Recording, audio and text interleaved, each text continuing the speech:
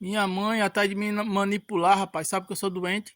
Me perdoa a maníaco. Eu disse, rapaz, deixa eu morrer intrigado, rapaz. Ô, coisa boa. Que eu não quero conversa com esse troço.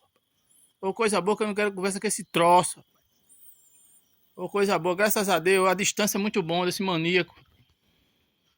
Eu morro intrigado, tá bom demais, não tem problema não. Tem pessoas boas, por outro, eu conheço pessoas boas.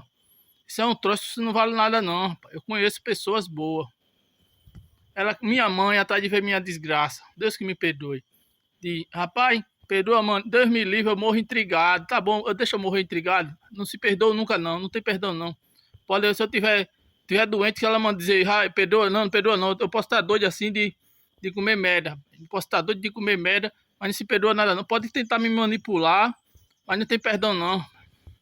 Pense no troço, esse maníaco, aqui o maníaco aqui de Salema. Vou chupar meu caju. Até amanhã.